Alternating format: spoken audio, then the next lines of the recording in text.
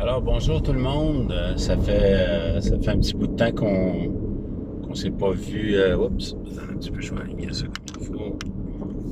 Ouais, ça fait un petit bout de temps qu'on s'est pas vu sur visuellement là, par vidéo. Puis ben c'est pas parce que j'étais pas occupé. Au contraire, j'étais quand même j'étais quand même assez occupé. Euh, j'ai euh, j'ai tout simplement consacré mon temps à essayer de livrer le message de l'Évangile en prêchant sur la rue. Puis aussi, j'avais quelque chose sur le cœur depuis un petit bout de temps. En fait, je pense que le Seigneur a mis ça sur mon cœur il y a quelques mois. Puis c'est d'essayer de travailler un peu plus avec les gens qui sont dans le besoin, les démunis, puis notamment les gens qui sont sans abri, euh, toujours dans l'optique de les amener au Christ, puis de prêcher l'Évangile pour qu'ils soient sauvés. Euh, ils ont peut-être pas la chance de suivre les médias sociaux, puis ils sont laissés pour compte. Ils ont pas accès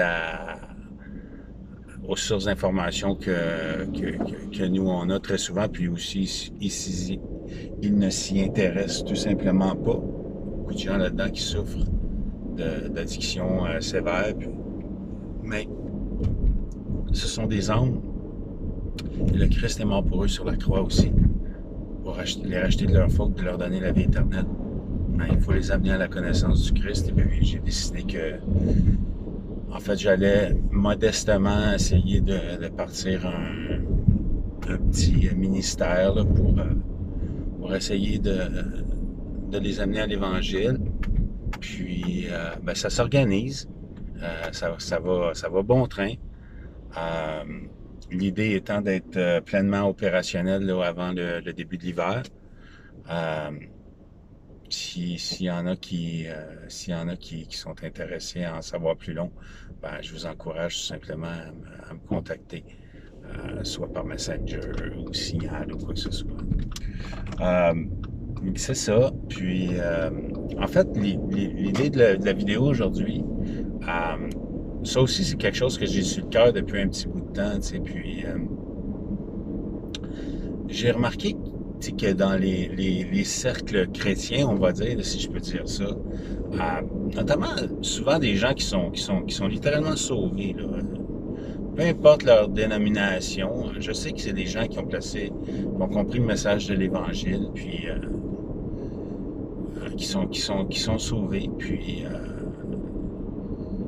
c'est des gens qui vont avoir peur à l'enlèvement de l'Église. Mais je remarque qu'il y a beaucoup de ces gens-là qui sont inquiets par rapport à ce qui est en train d'arriver dans le monde. Puis c'est des gens souvent qui vont suivre les événements dans l'actualité, ce qui se passe dans le monde. Puis là, ils vont essayer de rattacher ça avec les professions, les prophéties bibliques, tu sais, du livre de l'Apocalypse ou ben, tu sais, d'Ézéchiel et tout ça. Tu sais. Ils s'intéressent aux prophéties. Ils essaient de rattacher ça aux événements qui se passent qui se passent dans le monde. Puis souvent, ils sont inquiets avec ça. Ils sont perturbés par ces choses-là, puis ils focus là-dessus, tu sais, puis il y en a même des fois, en fait, ils perdent le focus littéralement, puis ils comprennent pas une chose, c'est que l'Église n'est pas appointée au temps de la fin, tu sais. L'Église n'est pas appointée aux tribulations qu'on lit dans le livre de l'Apocalypse. L'Église n'est pas appointée à la marque de la bête ou à voir l'antéchrist monter au pouvoir, puis devenir le kingpin d'un gouvernement mondial. L'Église ne verra jamais cela. Et puis super important de le comprendre parce que, dans le fond, en fait, c'est correct de vous intéresser aux prophéties bibliques, mais juste pour savoir, juste pour comprendre, regarde, ce qui va arriver, là, moi, je suis même pas appointé à ça. Je verrai jamais ça de ma vie.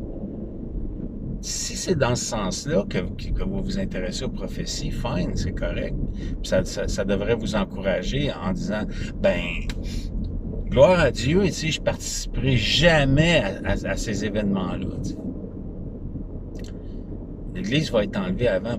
C'est important de comprendre une chose. Dans la Bible, l'Église est un mystère. L'Église n'est pas une prophétie. Tu sais, Paul en parle continuellement dans ses épîtres. Puis je vous encourage à lire Paul, là.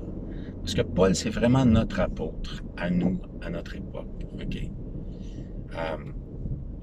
L'Église est un mystère. Elle était cachée. Le mystère de l'Église était caché. En fait, j'utilise le mot Église. Église, ça veut juste dire assemblée en grec. Je devrais plutôt dire le corps du Christ. La formation du corps du Christ. C'est quelque chose qui était caché. C'était pas une prophétie. Ça n'a jamais été prophétisé, la naissance de l'Église et à l'époque dans laquelle où elle existe aujourd'hui. C'est un mystère. Et le but de l'Église, c'est justement ça, dans le fond. C'est quoi? C'est de prêcher la bonne nouvelle. De dire, regardez, la colère de Dieu vient. Il y a un jugement qui est sur ce monde. Il y a un jugement qui est sur ce monde, mais il y a une façon d'y échapper. C'est en acceptant l'Évangile de Jésus-Christ. En acceptant ce que le Christ a fait sur la croix pour vous. Et si vous placez votre confiance en Christ, vous allez être sauvés. Non seulement de la damnation éternelle, mais aussi du jugement qui vient sur ce monde. Et c'est quoi le jugement qui vient sur ce monde? Mais c'est justement ça. Le jugement, c'est une prophétie. Le jugement qui vient sur ce monde, c'est la période des tribulations. C'est l'Antéchrist. Mais nous, on n'est pas appointés à ça. Notre job, justement, c'est d'amener les gens, notre job à nous qui sommes sauvés, c'est d'amener les gens à la connaissance du Christ, à la connaissance du salut par la foi en Jésus-Christ, afin qu'eux aussi participent à l'enlèvement de l'Église, afin qu'eux aussi échappent au jugement. Tu sais, c'est comme si Dieu disait, regarde, mon jugement va venir, là, mais on dit Dieu est patient, mais en anglais, ils disent long suffering. Dieu endure, il endure. Il donne du temps aux gens de se tourner vers son Fils, de l'accepter comme Seigneur et Sauveur, afin justement qu'il puisse échapper à sa colère. C'est de ça dont il est question dans les lettres de Paul, continuellement. Paul ne nous parle jamais des temps de la fin. Paul ne nous parle jamais des tribulations. Ils disent, croyez en Jésus-Christ et vous serez sauvés. Vous allez aller au ciel. You're appointed to heavenly places. Les tribulations, ça va se produire sur terre. Mais Paul nous dit tout le temps, vous avez rendez-vous avec le Christ dans les lieux célestes. Pas sur terre. Vous ne vivrez pas les tribulations. Donc, c'est important d'arrêter de regarder continuellement l'actualité, puis d'essayer de relier ça avec les prophéties bibliques, puis de savoir, hey, on est-tu en train de rentrer dans les tribulations ou bien dans le commencement des douleurs, là, the beginning of sorrows. L'Antéchrist s'en vient, l'Antéchrist va surgir, la marque de la bête est en train de se préparer. Non, décrochez de ça, décrochez de ça. Ça ne nous concerne pas, ça. La destinée de l'Église, c'est pas d'aller dans les tribulations. La destinée de l'Église, la destinée du corps du Christ, c'est de prêcher l'Évangile et faire en sorte que les gens qui vont accepter le Christ vont échapper aux tribulations. On n'est pas seulement sauvé de l'enfer quand on accepte Jésus-Christ. On est sauvé de la colère de Dieu. Et la colère de Dieu, elle est prophétique, pas un mystère. Donc, dans le fond, le mystère de l'Église, ça servait à quoi? Ça servait justement à faire en sorte que les gens qui allaient accepter Jésus-Christ comme leur Seigneur et Sauveur allaient échapper aux prophéties du temps de la fin. Donc, décrochez, soyez heureux, vous êtes sauvés. Priez pour ceux qui ne le sont pas. Essayez de les amener à Jésus-Christ. Prêchez l'Évangile. Faites-leur comprendre que c'est important de placer leur confiance en Jésus-Christ. Non seulement pour le salut de leur âme, mais aussi pour échapper à la colère de Dieu, échapper au jugement de Dieu qui vient sur ce monde. Voilà. Bonne journée à tous.